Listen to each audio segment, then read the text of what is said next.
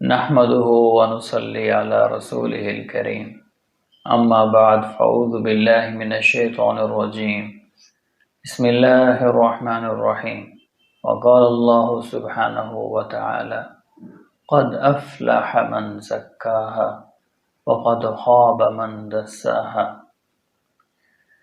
صدق اللہ العظیم۔ میرے عزیز محترم بھائی و بزرگ اور دوستو، اللہ سبحانہ و تعالی نے کسی جگہ ایک قسم کھائی، کسی جگہ دو، کسی جگہ تین، کسی جگہ چار، اور سورۃ الشمس کے اندر اللہ سبحانہ و تعالی نے 7 قسمیں کھائیں۔ اور اللہ پاک نے فرمایا والشمس وضحاها، مجھے قسم ہے سورج کی اور اس کی روشنی کی، والقمر اذا تلاها، اور چاند کی جب وہ منور ہوتا ہے، والنہار اذا جلاها، اور دن کی اور اس کی روشنی کی، واللیل اذا یغشاها، اور مجھے رات کی قسم جب وہ چھا جاتی ہے، والسماء وما بناها، مجھے قسم ہے آسمان کی اور آسمان کے بنانے والے کی، والارض وما طحاها، مجھے قسم ہے زمین کی اور اس کے بچھانے والے کی، وَنَفْسٍ وَمَا سَوَّاهَا، مجھے قسم ہے انسان کی اور اس کو بنانے کی، فَأَلْهَمَهَا فُجُورَهَا وَتَقْوَاهَا، اللہ نے 7 قسمیں کھائیں اور فرمایا کہ فَأَلْهَمَهَا قَدْ أَفْلَحَ مَنْ زَكَّاهَا، کامیاب ہو گیا وہ شخص جس نے تقوی اختیار کر لیا۔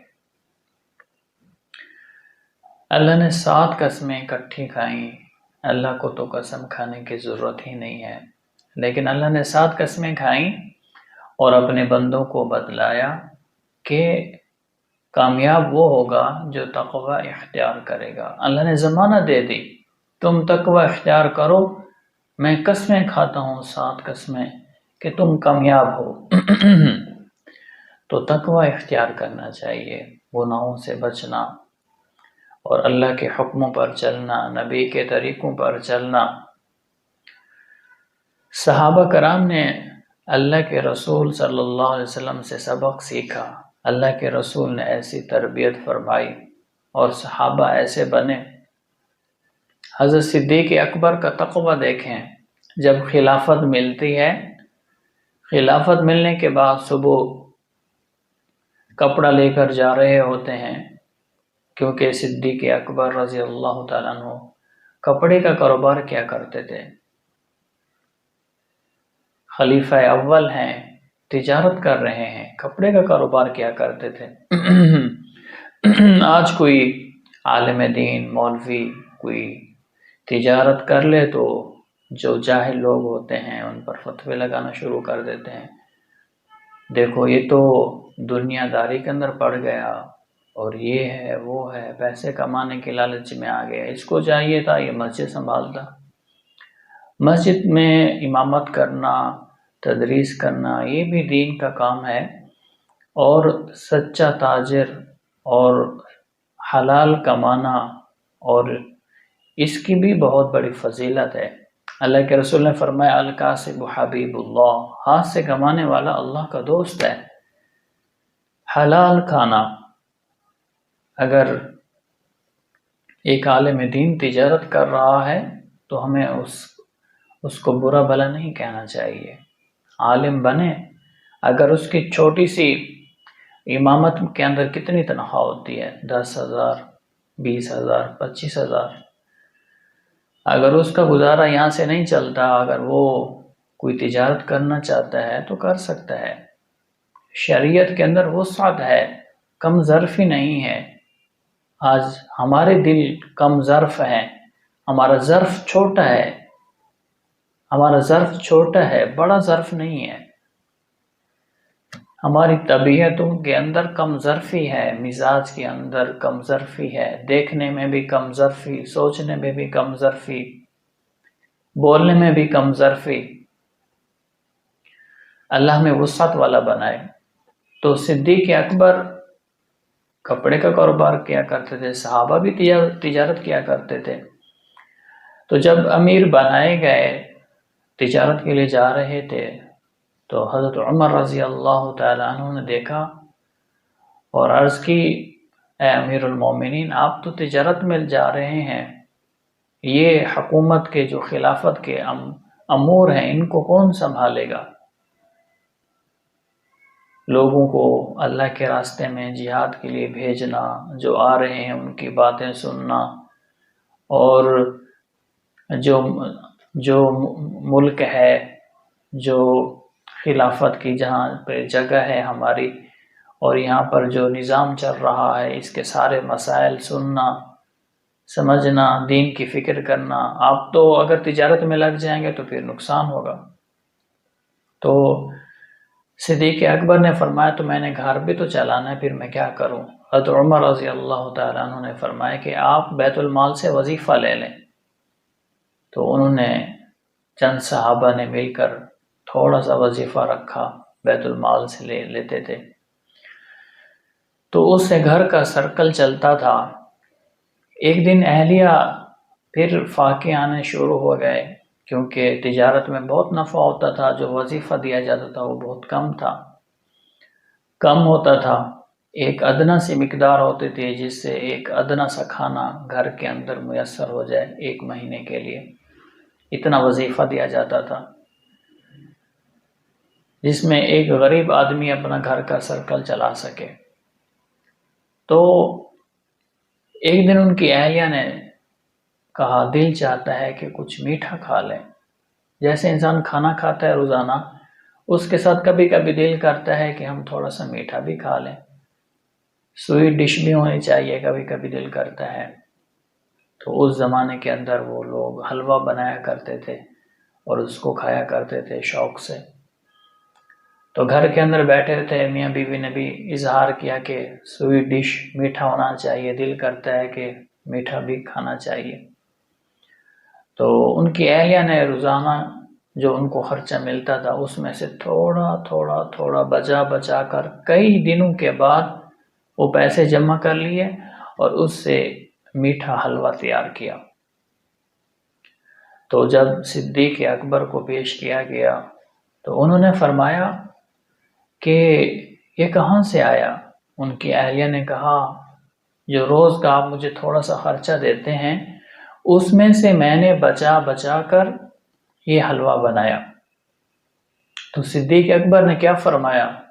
اللہ اکبر! کاش آج ہمارے حکمران بھی، ہماری رعایا بھی ایسی ہوتی، ایسے انصاف کرنے والے، اللہ سے ڈرنے والے، تقوی والے ہوتے۔ آج تو ہمارا سارا نظام ہی درہم برہم ہو چکا ہے۔ ایک چھوٹا سا سپاہی بھی ہے، وہ بھی بدماش ہو کر بن کے کھڑا ہوا ہے روڈ پر۔ ایک بدماش ہے، وہ بدماش سے بھی بڑا بدماش ہے۔ ایک بدماش ہے، وہ آتا ہے چوری، آتا ہے ڈاکہ ڈال کے، ڈر کے جلدی ڈاکہ ڈال کر، چوری کر کے، ڈکیٹی کر کے چلا جاتا ہے، خوف زدہ ہو کر کہ کہیں میں پکڑا نہ جاؤں۔ اور ہمارے پولیس والے، اللہ ان کو ہدایت عطا فرمائے، سب تو نہیں، اس میں سے کچھ اللہ والے بھی ہیں جو اللہ کے ڈر کی وجہ سے، خوف کی وجہ سے حلال کھاتے ہیں، حرام نہیں کھاتے۔ تو وہ وردی پہن کر ڈاکو بن کر کھڑا ہوا ہے، سینہ تان کر، آنے والی گاڑیوں سے ٹیکس لے رہا ہے، رشوت لے رہا ہے، اور اسی طرح ہر طبقے کے اندر یہی رشوت، ظلم، ستم، جھوٹ، اللہ پاک ہدایت عطا فرمائے۔ تو میں عرض کر رہا تھا، تو انہوں نے دیکھا کہ یہ حلوہ، کہا کہ یہ کہاں سے آیا؟ اہلیہ نے کہا کہ میں نے تھوڑا بچا کر چند دنوں کے بعد، دن لگ گئے اس کو جمع کرتے، تو میں نے جمع کر کے اتنا خرچہ ہو گیا تھا جس سے یہ حلوہ تیار ہو گیا، بن گیا۔ تو صدیق اکبر نے فرمایا، اچھا، اس سے مراد یہ ہے کہ اتنی مقدار ہمیں زیادہ ملتی ہے، آپ نے وہ اس وظیفے میں سے اتنا کم کر دیا۔ اللہ اکبر! کہا یہ ہماری ضرورت سے زیادہ ہے، اس کو واپس کر دو، اتنا وظیفہ کم کر دیا۔ یہ تقوی ہے۔ اور حضرت عمر رضی اللہ تعالیٰ عنہ کا تقوی دیکھیں،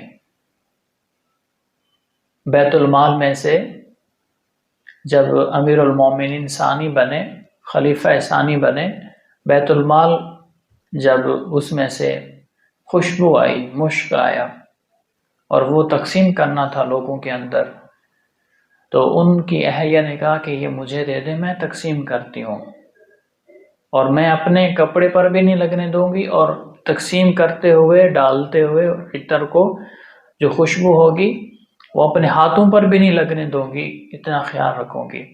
آپ نے فرمایا نہیں، میں آپ کو نہیں دے سکتا کہ آپ اس کو تقسیم کریں۔ اہلیہ نے کہا میں تو اس طرح تقسیم کروں گی کہ میرا ہاتھ بھی نہیں لگے گا، جیسے عطر ڈالتے ہوئے تھوڑا سا عطر ہاتھوں پر گر جاتا ہے، عرض کی امیر المومنین میرا ہاتھ بھی نہیں لگے گا عطر کے اوپر۔ فرمایا نہیں، اس میں سے خوشبو تو آئے گی، آپ وہ خوشبو تو سونگھ لو گی، میں یہ نہیں چاہتا کہ آپ بیت المال کی خوشبو سونگھ لو۔ اللہ اکبر، کیا نمونہ تھے ہمارے لیے۔ اور رات کا وقت ہے، رجسٹر کھلا ہوا ہے اور کام کر رہے ہیں، اپنی خلافت کا کام کر رہے ہیں، اتنے میں حضرت علی رضی اللہ تعالیٰ عنہ تشریف لے آئے، اور آپ نے پوچھا آپ امور خلافت کے متعلق کوئی بات کرنی ہے یا ذاتی مشورے کے لیے آئے ہیں؟ حضرت علی رضی اللہ تعالیٰ عنہ نے فرمایا میں ذاتی مشورے کے لیے آیا ہوں، خلافت کے امور پر بات نہیں کرنی۔ جو دیا جل رہا تھا اس کو بجھا دیا حضرت عمر رضی اللہ تعالیٰ عنہ نے۔ حضرت علی رضی اللہ تعالیٰ عنہ نے عرض کی اے امیر المومنین، جب مہمان آتا ہے تو اس کے لیے تو دیا جلایا جاتا ہے، آپ نے تو دیا بند کر دیا ہے۔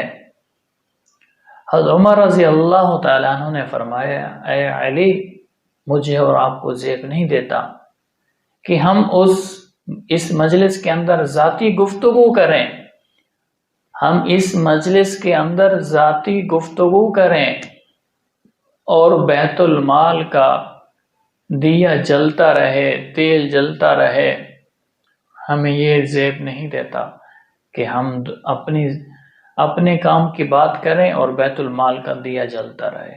اللہ اکبر، کتنا تقوی! ہاں، جو تقوی اختیار کرتا ہے اللہ اس کو کامیاب کرتا ہے، دنیا میں بھی کامیاب کرتا ہے، آخرت میں بھی کامیاب کرتا ہے۔ اللہ پاک سے دعا ہے کہ اللہ پاک ہمیں تقوی نصیب فرمائے، عافیت کے ساتھ، عافیت والا تقوی اللہ پاک ہم سب کو نصیب فرمائے۔